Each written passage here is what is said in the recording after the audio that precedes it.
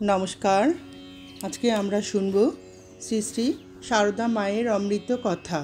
মায়ের কথা শুনব শ্রী শ্রী মায়ের সন্ন্যাসী সন্তান স্বামী পরমেশ্বরানন্দজি স্মৃতিতে। মহারাজ বলছেন, পরম আরাধ্যা শ্রী শ্রী মা জয়রামবাটিতে প্রসন্ন মামার দক্ষিণ দ্বারে ঘরের বারান্দায় দাঁড়িয়ে আছেন। বেলা প্রায় 4টে হবে। আমরা প্রথম দর্শন করিয়া প্রণাম করিলাম। তখন স্বদেশী আন্দোলন তুমুলভাবে সমগ্র বাংলা ব্যাপিয়া আরম্ভ হইয়াছে। আমরাও সেই স্রোতে ভেসে চলেছি। কেদার দত্ত মহাশয়ের নিকট শ্রী শ্রী পরমহংসদেবের কথা শুনি, তাই শ্রী শ্রী মাকে দর্শন করিবার খুব ইচ্ছা হয়েছে। আমরা প্রণাম করিবার পর পরিচয় পেয়ে খুব সন্তুষ্ট হলেন। পরিচয় আনতে বেশি কথা হইল না। রাত্রি হওয়ার ভয়ে তাড়াতাড়ি কোয়ালপাড়ায় চলিয়া আসিব বলিয়া পুনরায় প্রণাম করিলাম। শ্রী শ্রী মা বলিলেন, আবার এসো। আবার এসো কথাটি শুনিবা মাত্র আমরা যেন এক অপূর্ব করুণা, অপার স্নেহ, অহেতুকী ভালোবাসা বিশেষভাবে অনুভব করিতে লাগিলাম। এইরূপ স্নেহ মাখানো কথা আর কখনো শুনি নাই। এই স্মৃতি লইয়া ফিরিয়া আসিলাম। কেবল ভাবিতে লাগিলাম, আবার কবে আসিব। গর্ভধারিণী মায়ের ভালোবাসাও এরূপ দেখি নাই। ইনি কে? মায়ের সঙ্গে দ্বিতীয় দর্শন ওই বাটিতেই, সেই ঘরের বারান্দায় শ্রী শ্রী মা আহারাদির পর দাঁড়িয়ে আছেন। আমরা যাইয়া প্রণাম করিলাম। শ্রী শ্রী মা বলিলেন, এসো বাবা, সব ভালো আছো তো? আমি বলিলাম, হ্যাঁ মা, সব ভালো। নানা কথাবার্তার পর শ্রী শ্রী মা বলিলেন, দেখো, তোমরা কেবল বন্দে মাতরম করে বেরিও না, তাঁত করো, কাজ করো। এরূপ করে বেড়ানো ভালো নয়। দেখো না ছেলেগুলো সব কেমন হয়ে যাচ্ছে। আমাদের একখানি উদ্বোধন দিয়ে বললেন, এতে সব নরেনের কথা আছে, পড়বে। ঠাকুরের বই পড়েছ? আমি বলিলাম, মা, কথামৃত ইত্যাদি কয়েকখানি পড়েছি। শ্রী শ্রী মায়ের এই কথাতে আমরা যেন পথ পাইলাম। সমস্ত অন্ধকার যেন অপসারিত হইতে চলিল। ওই উদ্বোধনে স্বামীজির কথা, শনৈ পন্থা রায় কুড়িয়ে বেল, প্রথম 2-4টে সিংহের প্রয়োজন, তারপর শৃগালেও যোগ দিতে পারে, ইত্যাদি পাঠ করিয়া নতুন জীবন পাইলাম। আমরা তখন নানা রূপে ও দেশ হইতে খুব নির্যাতন ভোগ করছি। রাত্রি হইবার জন্য ওই দিন সন্ধ্যার আগেই আমরা শ্রী শ্রী মায়ের প্রসাদ গ্রহণ করিয়া রওনা হইলাম। আজ শ্রী শ্রী মায়ের বাটিতে শ্রী শ্রী জগদ্ধাত্রী পুজো। শ্রী শ্রী মায়ের কাছে গোলাপ মা, যোগিন মা আছেন। আমরা কোয়ালপাড়া থেকে এসে কাজ করতে লেগেছি। খুব আনন্দের সহিত শ্রী শ্রী মায়ের পূজা সমাধা হয়ে গেল। প্রায় প্রসাদ বিতরণ শেষ হয়েছে। আমরা ফিরিয়া যাইবার পূর্বে শ্রী শ্রী মাকে প্রণাম করিতে যাইলাম। শ্রী শ্রী মা আশীর্বাদ করে বললেন, তোমরা আসাতে আমি আজ অনেকটা নিশ্চিন্ত হয়েছি। তোমাদের সকলের চেষ্টায় শ্রী শ্রী মায়ের পুজো বেশ হয়ে গেল। জনৈক ভক্ত সন্তান যথাসময়ে আসিয়া পৌঁছাতে বিলম্ব হইবে বলিয়া অপর এক ব্যক্তি মারফত পুজোর খরচের জন্য 2টি মাছ পাঠিয়েছিলেন। উক্ত ব্যক্তি যথাসময়ে মাছ আনিয়া সে নিজে দিয়েছে বলে শ্রী শ্রী মায়ের কাছে প্রকাশ করেছিল। পরে শ্রী শ্রী মা সমস্ত অবগত হইয়া জনৈক স্ত্রীলোকের কাছে বলেছিলেন, বলো কি গো, সে যে হুবহু বলে গেল যে সে নিজে মাছ দিয়েছে। ওই কথা লইয়া বালিকার মতো হাসতে হাসতে রহস্য করেছিলেন। শ্রী শ্রী জগদ্ধাত্রী পুজোর কথা আমি জিজ্ঞাসা করাতে মা বলেছিলেন, আমার ও মায়ের, মানে শ্রী শ্রী মায়ের মা। আমার যখন 4 বৎসর করে পুজো হয়ে গেল তখন মনে করেছিলাম পুজো আর আনব না। তখন দেখলুম জগদ্ধাত্রী একটি মেয়ের রূপ ধরে এসে বললেন, তুমি যদি পুজো না আনো তবে জগতে আমার পুজো কেউ করবে না, তুমি আমার পুজো করো। ইহার পর থেকে বার্ষিক পুজোর বন্দোবস্ত হইল। জয়রামবাটিতে শ্রী শ্রী মাকে দর্শন করিতে গিয়েছি। প্রসন্ন মামার বাটিতে যাইয়া মাকে প্রণাম করিলাম। শ্রী শ্রী মা সকলের কুশল প্রশ্ন জিজ্ঞাসা করিলেন। আমাদের তাঁতের কাজে স্বদেশের কাজের কথা শুনে বললেন, তাঁতের কাজ করছো, বেশ করছো। আমারও ইচ্ছা হয় একটা চরকা পেলে সুতো কাটি। তখন তো কাপড় সব ঘরে ঘরেই তৈরি হতো। নানা কথাবার্তার পর আমরা ফিরিয়া আসিলাম। আজ কোয়ালপাড়ায় শ্রী মা এসেছেন। সকলের ইচ্ছা শ্রী মা মঠের নতুন ঘরে শ্রী ঠাকুরের মূর্তি স্থাপন করেন। ইহা শ্রী মাকে নিবেদন করা হইল। শ্রী মা যথাসময়ে ঠাকুর ঘরে পুজোর আসনে বসিলেন এবং শ্রী ঠাকুরের ফটোটি নিজ হস্তে লইয়া বেদিতে ছোট খাটের উপর রাখিয়া নিজের ফটোটি শ্রী ঠাকুরের বাম দিকে বসাইয়া পুজো করিলেন। পরে আমাকে বলিলেন, তুমি হোম করো। হোমের কথা শুনিয়া আমি অবাক হইলাম, কারণ তখন স্বদেশী ব্যাপারে উন্মত্ত। পুজো হোমের ব্যাপারে কিছুই জানি না। শ্রী মাকে বলিলাম, মা, আমি হোম জানি না, কি করে হোম করব? শ্রী মা বলিলেন, আমি দাঁড়িয়ে আছি, ঠাকুরের নাম করে ঘি দাও, হোম করো। এই বলিয়া মা ঠাকুর ঘরের মাঝের ছোট দরজায় হাত দিয়ে দাঁড়াইয়া রইলেন।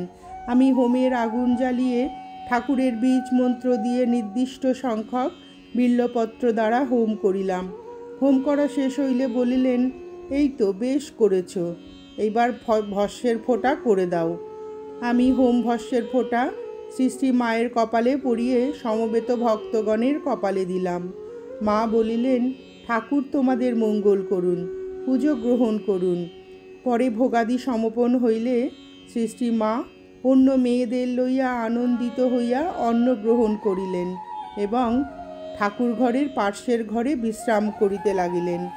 কোয়ালপাড়ায় জগদম্বা আশ্রমে শ্রী মা এসেছেন। ভক্ত সন্তানদের আগ্রহে কয়েক দিবস এখানে বিশ্রাম করিবেন স্থির হইয়াছে। শ্রী মায়ের কাছে থেকে কে ভোগ রান্নাদি করিবে, এই বিষয় লইয়া কিছুই স্থির করিতে পারা গেল না। পরে কেদার মহারাজ জিজ্ঞাসা করিলেন, আপনার নিকটে থাকিয়া কে রান্না করিবে? কোনো ব্রাহ্মণের মেয়ের ব্যবস্থা করিব কি? শ্রী মা আমাকে রান্না করবার কথা বললেন। আমি রান্না করিতে একেবারেই জানি না। নিবেদন করিলাম। মা বলিলেন, যা জানো তাই করো। রান্না করিতে গিয়ে কিছুই ভালো হলো না।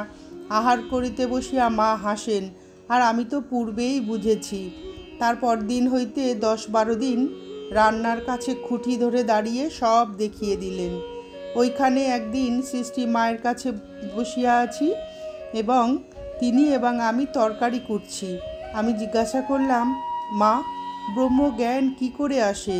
এই মোটা চোখে বাহিরের জিনিস সব দেখছি, আর বিচার করেই বা কি করে ভাবতে পারা যায় যে সব ব্রহ্ম? আর অনুভূতিই বা কি করে হবে? কিছুই বুঝতে পারছি না। অথচ স্বামীজির বই পড়ে মনে হয় ঠিক ঠিক ব্রহ্মজ্ঞান না হলে মুক্তি হয় না। শ্রী মা তদুত্তরে বলিলেন, বড় কঠিন পথ, ওভাবে সাধন করতে অনেক সময় লাগে। তোমরা ঠাকুরকে ডাকো, তার উপর নির্ভর করো, তিনি সময়ে সব বুঝিয়ে দেবেন। তোমরা ভেবে কি করবে? ঠাকুরের দয়া হলে সব হয়ে যাবে। দেখো, অনেক দিন পর কাল ঠাকুরকে এখানে দেখলাম, যেন ঠাকুর আহার করিয়া বিশ্রাম করিতেছেন। জায়গাটি বেশ নির্জন। আমি জিজ্ঞাসা করিলাম, মা, ঠাকুরের দেহত্যাগের পর কখন কিরূপভাবে ঠাকুরকে দেখেছিলেন আপনি? শ্রী মা বলিলেন, ঠাকুরের শরীর যাবার পরই আমি নুয়ো খুলতে গেলে তিনি রয়েছেন বলে নিষেধ করেছিলেন। তারপর আমি বৃন্দাবনে যাচ্ছি, সঙ্গে যোগিন প্রভৃতি আছে, খুব রেল চলছে। রাস্তায় বড় মন খারাপ হয়ে গেল। তখন ঠাকুরকে ভাবতে লাগলাম, তুমি যে আছো, কোথায় আছো? তারপরে কত দূর পর্যন্ত ঠাকুর রেলের সার্সির ভিতর দিয়ে মুখ বাড়িয়ে বাড়িয়ে যাচ্ছেন দেখতে পেলাম। তারপর অনেকবার দেখেছি। শ্রী দুর্গাপুজোর সময় শ্রী মা জয়রামবাটিতে আছেন। নানা স্থান হতে অনেকগুলি ভক্ত সন্তান এসেছেন। বাঁকুড়ার মই, ব, র সন্ন্যাস ও আরও কয়েকজনের দীক্ষা হয়ে গেছে। মহা অষ্টমীর দিন ভোগের পর বেলা 4টার সময় আমি কোয়ালপাড়া হইতে শ্রী মাকে প্রণাম করিতে রওনা হইলাম এবং 1.5 ঘণ্টা পরে জয়রামবাটি পৌঁছইয়া প্রসন্ন মামার সেই বাটিতে প্রণাম করিতে যাইয়া দেখি শ্রী মা শারীরিক দুর্বল অবস্থায় হাঁটু মেলিয়া বসিয়া পাশের ময়দায় জল দিচ্ছেন। রাত্রে লুচি ভোগ হয়ে সকলে প্রসাদ পাবে। নিকটে অনেকেই রয়েছেন, কিন্তু কেউ চেয়েও দেখছে না। আমি ঠাকুর ঘরে কিছু মিষ্টান্ন রাখিয়া প্রণাম করিয়া শ্রী শ্রী মাকে প্রণাম করিলাম। মা বলিলেন, এসো বাবা, সব ভালো তো? আমি বলিলাম, হ্যাঁ মা। মাকে জিজ্ঞাসা করিলাম, মা, আপনার কাছে এত লোক থাকতে আপনি এই শরীর লইয়া এইসব করছেন কেন? মা বলিলেন, কেউ আসে না, কি আর করব, আমিই জল দিচ্ছি। তুমি যদি আজ থাকো তবে ভালো হয়, না হলে আমাকেই সব করতে হবে। আমি তো দেখিয়া অবাক হইলাম। নিকটে এতগুলি স্ত্রীলোক থাকতে বাতের যন্ত্রণা ও দুর্বল শরীর লইয়া মা নিজে এত পরিশ্রম করিবেন, কি আশ্চর্য। আমি বলিলাম, যতদূর রাত্রি হোক এগুলি প্রস্তুত করিয়াই ফিরিব। পরে বই মহারাজ আমার সহিত যোগ দিলে সমস্ত শেষ করিয়া আমরা রাত 10টার সময় ফিরিয়া যাই। পরমারাধ্যা শ্রী শ্রী মা তখন জয়রামবাটিতে নতুন বাড়িতে আছেন। শ্রী শ্রী জগদ্ধাত্রী পুজো আগত প্রায়। শ্রী শ্রী মা নিজে এখন হতে খুঁটিনাটি জিনিসগুলো পর্যন্ত সংগ্রহ করছেন, পুজোর সলতেটি পর্যন্ত। কি শ্রদ্ধা, সে এক দেখবার জিনিস। সেরূপ শ্রদ্ধার কেহ যদি শতাংশের 1 অংশও পায়, তার জীবন ধন্য হয়ে যাবে। প্রত্যেক বিষয়টি যেন নিজেকেই করতে হবে। মায়ের কাছে ছেলেমেয়েরা কয়েকজন সর্বদাই প্রস্তুত আছেন কিছু করবার জন্য, তথাপি শ্রী শ্রী মা নিজে সকল কাজে ব্যাপৃতা। আমি মায়ের কাছেই আছি, সময় সময় পূজা সেবাদি করি এবং ডিসপেন্সারিতে ওষুধ দিয়ে থাকি, আর অন্যান্য কাজগুলিও যতদূর সম্ভব দেখাশুনো করি। কয়েক বৎসর যাবৎ কোনো অনির্দিষ্ট কারণে এ সময় মায়ের কাছে থাকতে হচ্ছে। শ্রী শ্রী দেবী পুজোর সমস্ত বিষয়গুলি পূর্ব বৎসর হতেই আমাকে সব দেখিয়ে থাকেন। এবার যেন আরও বিশেষ করে সব জানিয়েও দেখিয়ে দিলেন। পুজোর সমস্তই প্রায় প্রস্তুত, কাল শ্রী শ্রী দেবী পুজো হবে। আমাকে আগে আগে সঙ্গে করে প্রত্যেকটি বিষয়ে দেখিয়ে দিচ্ছেন। আমি কিছুই বুঝতে পারছি না, এত সকলে থাকতে আমাকেই কেন এরূপ দেখাচ্ছেন। হঠাৎ অন্য কাজে চলে গেলেও ডেকে এনে সব তন্ন তন্ন করে দেখিয়ে দিতে লাগলেন। কোন পাত্রে দেবীর নৈবেদ্য হবে, কোন কোন পাত্রে অন্য দেবতার কয়খানি নৈবেদ্য কীরূপে দিতে হবে, 3 বার দিতে হবে, নৈবেদ্যের পরিমাণ কীরূপ, কোন পাত্রে দেবীকে শরবত দিতে হবে, কোন পাথরে ভোগ দেওয়া হয়, প্রত্যেক পুজোয় কীরূপভাবে ভোগ দেওয়া হয়, ও ওই দিন সিংহবাহিনী দেবীর ও অন্যান্য সৃষ্টির রক্ষাকালীর পূজার নৈবেদ্য মিষ্টান্নাদি কীরূপভাবে দেওয়া হয়ে থাকে ইত্যাদি। ক্রমে সন্ধ্যা হয়ে এলো। কলকাতা হতে পূজনীয় শরৎ মহারাজ পুজোর জন্য কাপড়, ফল ও অন্যান্য জিনিসপত্র যা পাঠিয়েছিলেন সব গচ্ছিত করে রাখা হয়েছে। এদিকে প্রতিমা সাজানো হয়েছে, সেই কি অপূর্ব জমজমাট ভাব। জয়রামবাটিতে শ্রী শ্রী মায়ের উপস্থিতিতে শ্রী শ্রী জগদ্ধাত্রী পুজো যিনি দেখেছেন তিনি ভিন্ন অপরে উপলব্ধি করতে পারবেন না। অন্যান্য স্থান হতে ভক্ত সন্তানগণ এসে ক্রমেই আনন্দ বৃদ্ধি করছেন। প্রতিমা সাজানো, মণ্ডপ পরিষ্কার ইত্যাদি করতে প্রায় রাত 10টা হয়ে গেল।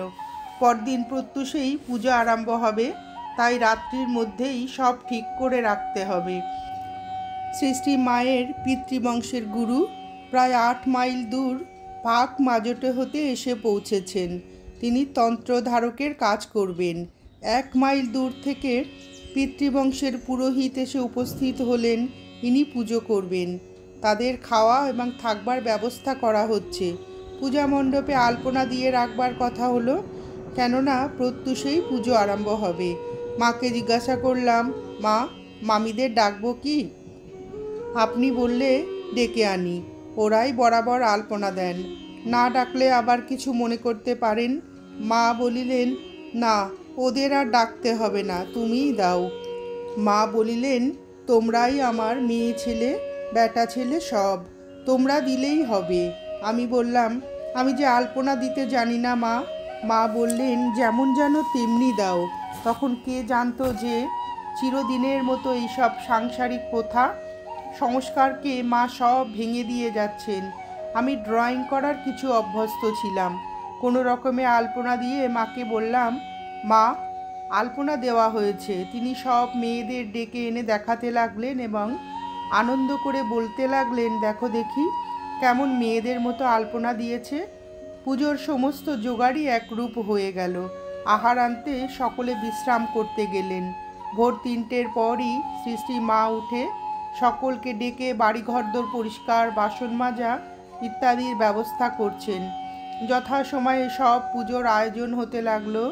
বাড়ুজ্যেদের পুকুর হতে বাদ্যভাণ্ড সহকারে ঘর তুলে এনে মণ্ডপের মধ্যে প্রতিমার সম্মুখে স্থাপন করলে শ্রী মা গলবস্ত্র হয়ে প্রণাম করলেন। শ্রী মা প্রস্তুত হয়ে এলেন। সংকল্প বরণ করে তন্ত্রধারক ও পূজককে ব্রতী নিযুক্ত করা হলে দেবী পূজা আরম্ভ হলো। আমাকে প্রত্যেক বিষয়টি দেখিয়ে দিচ্ছেন, কোনোটি বাদ যায়নি। দেবীর প্রাণ প্রতিষ্ঠার পর প্রথম পুজো আরম্ভ হলো। আনন্দে যেন বাড়ি, ঘর, গ্রাম পূর্ণ হয়ে উঠেছে। ক্রমে ক্রমে প্রথম, দ্বিতীয় ও তৃতীয় পুজো বেলা প্রায় 4টের সময় শেষ হলো। এর মধ্যে শ্রী মা পুষ্পাঞ্জলি দিলেন। এরূপ তন্ময় হয়ে দিলেন যে আমরা দেখে স্তম্ভিত হয়ে গেলাম। শ্রী মায়ের স্থূল শরীরে শ্রী জগদ্ধাত্রী পুজোর এই শেষ পুষ্পাঞ্জলি। হোম আরম্ভ হলো। শ্রী মা নিকটে বসে দর্শন করতে লাগলেন। পূর্ণাহুতি দেবার পর দক্ষিণা দেওয়া হলো। পুজো শেষ হলো। মা সকলকে নিয়ে শান্তি বাড়ি গ্রহণ করলেন এবং ভূমিষ্ঠ হয়ে প্রণাম করলেন। পূজার নৈবেদ্যাদি যার যার প্রাপ্য প্রত্যেককে দিতে বললেন। এ সময় মণ্ডপ হতে ভোগ ইত্যাদি নামিয়ে আনা হচ্ছে। জনৈক সাধুকে পূর্বাশ্রমে জাতিতে ব্রাহ্মণ সুজির পায়েস আনবার জন্য শ্রী মা আদেশ করলেন। সাধুটি নামিয়ে আনলে পিতৃবংশের গুরু, যিনি তন্ত্রধারক, ওই সুজি গ্রহণ করবেন না বললেন। কারণ ওই সাধু ব্রাহ্মণ হলেও উপবিদ পরিত্যাগ করেছেন। তা শুনে শ্রী মা বললেন, ওদের হাতে খাবি কেন? ওদের হাতে খেলে যে 14 পুরুষ উদ্ধার হবে। কালীমামা তাড়াতাড়ি বলছেন, দিদি চুপ করো গুরুদেব। মা বললেন, হলেনি বা গুরুদেব? এর মধ্যে শ্রী মা একটু শরবত ও সামান্য প্রসাদ গ্রহণ করলেন। আমাকেও দিলেন। পরে প্রসাদ বিতরণ আরম্ভ হবে। কাকে কোথায় বসানো হবে, কে কী রকম লোক, সব জানিয়ে দিতে লাগলেন। এই সময়ে বিশেষ গোলযোগ সৃষ্টি হলো। প্রতি বৎসর এই উপলক্ষে গ্রামের কয়েকজন মাতব্বর ব্যক্তি নানা রকম সামাজিক জটলা পাকিয়ে বিব্রত করতে থাকেন।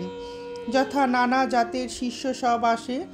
বামুন হলেও কারো কারো গলায় পইতে নেই, এরা সব ছোঁয়া নাড়া করবে ইত্যাদি কারণে তারা কেউ খাবেন না বলে নানা রকমের হাঙ্গামা সৃষ্টি করেন। এবারও ওই রূপ করে শ্রী মায়ের নিকট হতে টাকা আদায়ের চেষ্টা করতে লাগলেন। শ্রী মা বললেন, কিছু টাকা চাই? তা বললেই তো হয়। আমাকে এত কষ্ট দিয়ে টাকা আদায়ের চেষ্টা কেন? আমি সহ্য করে যাচ্ছি, আমার ছেলেরা কেউ এসব সহ্য করবে না, এটা তোরা জানবি। শ্রী মায়ের নির্দেশ মতো এবার প্রসাদ বিতরণ আরম্ভ হলো। রাত প্রায় 10টা পর্যন্ত ভুরি ভোজনে বহু লোক পরিতৃপ্ত হলো। পরে দেবীর আরাত্রিক এবং রাত্রিভোগের পর সেই দিনের পুজো কার্য সমাধা হলো। পরদিন দেবীর দশোপচারে পূজা ও ভোগ হবে এবং অনেকে প্রসাদ পাবেন।